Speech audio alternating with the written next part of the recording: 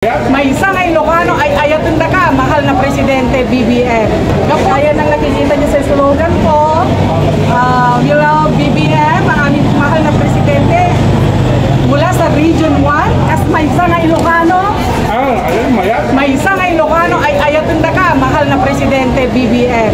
Gaputa ng inpangatong ti presyo ti irek, nakalungaw kami nga manlalong, Customer at the Republic Act 11935. That ay condonation, iti panagbayad min, iti bayad ti dagami, iti land bank. So salamat, Apo Presidente kan nang nangro naman ni Secretary Conrad Estrella. Thank you, sir. Thank you, sir. We love you. Yes. Sabi ni ate, salamat sa mataas na presyo ng palay, salamat sa certificate ng full payment sa mga lupa.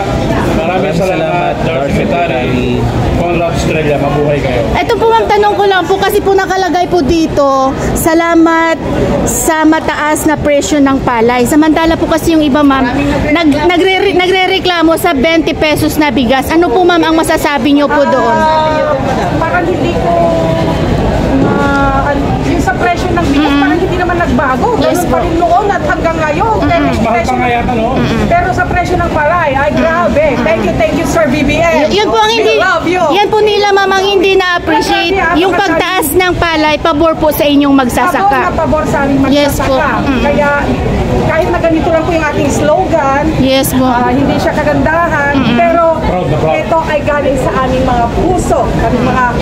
Kami nga Manalon, Pangasinan, lalo ti Rosales. Nakita po ba yan ng ating mahal na Pangulo, ma'am? Nakita po ito ni Secretary Estrella. Sayang hindi nakita ng ating Pangulo, ano? Kasi sabi nila, itago ko daw. Kasi ako lang daw po ang merong ganito. So, Sir BBM, maraming yes po, ayan. Mahal na Presidente. Pagkakataon na po para ipakita. Ay, sana po ay naka-iPhone. Yun. Salamat. Ma'am, alam niyo po ba na yung purpose ni Pangulo bakit yan sa mataas na presyo ng bigas ay para kumita rin po kayong mga magsasaka? Para sa presyo ng palay, napagtas nito from 12 pesos noon, mas mataas pa yung presyo ng darak. Siyempre, ako ay magsasaka, alam na lang ko yung mga presyo. Kaya, naging ang pinakamataas sa amin dito ay 27 pesos. Oh, yun. Malaki ang impact sa kabuhayan naming mga magsasaka. Positive impact. So ngayon ma'am, kumikita na kayo? Kumikita kami at nakapagpabahay na rin. Congrats! So yun po yun po mamang hindi nakikita nila, na-appreciate yung ginagawa ng Pangulo na hindi basta-basta ibaba sa 20 pesos yung presyo ng bigas dahil po isa sa alang-alang niya po kayong mga magsasaka, no? Opo na... Nasa 50 lang naman yata yung bigas. Opo. Wala po ngayon yung mas nasa 40. So ano po mensahe niyo doon sa nagrereklamo na saan ang 20 pesos na bigas ng Pangulo? Yung sa kanilang issue sa bigas, pasensya na po kayo kasi hindi ko po alam yung issue nyo sa bigas. Kami po ay magsasaka. Ang issue po namin ay presyo ng palay. At kami po ay talagang nakinabang. At nawa, matutukan pa rin to ng ating Pangulo, patuloy na ma-monitor ng ating Pangulo ang magandang implementasyon ng magandang presyo para sa aming mga magsasaka. Yes, thank you po ma'am. Kayo po nakikita ninyo yung magandang ginagawa ni Pangulong Bongbong Marcos. Mensahe nyo naman sa mga gustong magbitiw na o bumaba sa pwesto si Pangulo. Ay, Ilocano Act. Yes. Ito nga, ay ayaw tumitipada niya Ilocano. Wala translate ko lang. Translate ko lang. Sabi ni ma'am, Ilocano siya, kaya minamahal niya ang kapwa niya Ilocano, which is the President. Ayun. So, kami naman nalon. Tapos pasalamat kami, Apo Presidente Bongbong Marcos. Silang magsasaka, ay nagpapasalamat. Ano po mamang natanggap niyo po na biyaya ngayon mula sa ating Pangulo? Mula nung nakaupo si Presidente, may natanggap po kami na cash subsidy. Opo. Depende sa luwang ng lupang sinasaka mo. Merong fertilizer subsidy. Wow. At saka itong huli ay binhi po. Wow. Ngayon po ma'am, ano pong na-receive nyo Ay, ngayon? yung mga titulo po ay yung condonation certificate. Yes, grabe. Wala nang babayaran po sa land bank ang mga hindi nakapagbayad noon. So, sa mga hindi pa nakapagbayad noon at sa mga nakapagbayad maswerte po kayo. Maraming nagpapasalamat. Last message na lang po kay BBM. Ako, Presidente, Ilocano kon, tapada tamang Ilocano. Salamat launay kanyayo. Sapay kumahan ni Apo Diyos, timantad kanyayo, tatitumpay nga biyag, protektahan na kay ni Apo Diyos, kastamad kay ni Secretary Estrella. Ayun, i-translate natin. Nagpapasalamat ng sobra-sobra at sana humaba pa ang buhay ng ating mahal na Pangulo at ganoon din kay Secretary Conrad Estrella. Yes. So loud and clear. Thank you po ma'am. Thank you. Grabe. Yun nga po sir, tuwang-tuwa si Ate Bong kanina kasi tuwang-tuwa sila dahil nagtaas na pala ang presyo ng palay, ang bilihan ng palay dito.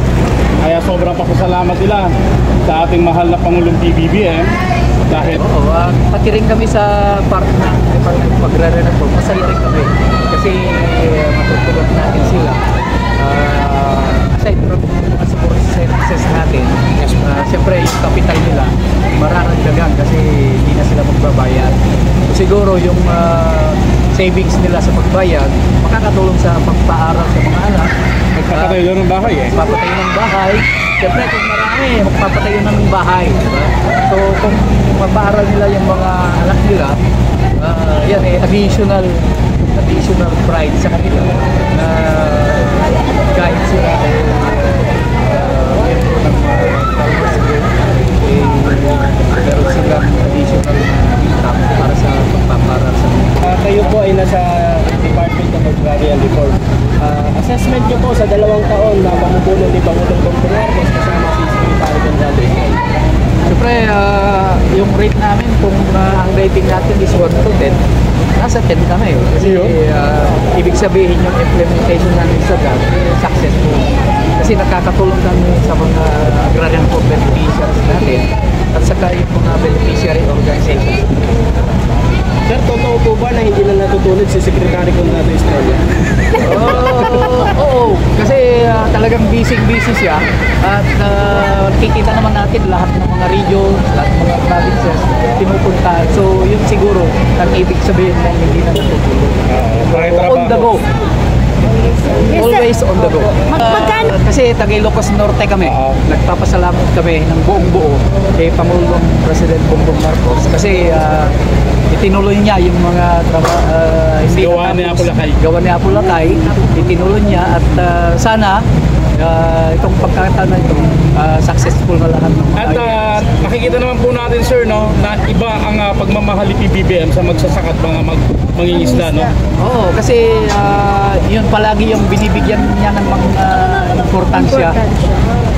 Nakikita naman natin sa mga lakad niya, sa mga activities niya, talagang sila yung mga priority. Gaya ng priority namin din sa Department of Agrarian Reform ng mga farmer beneficiaries natin, yun yung mga tinutulungan natin lahat ng mga support. Sa Department of Agrarian Reform ng Ilocos Norte. Engineer Sa sipag ninyo mga Ines. Yun.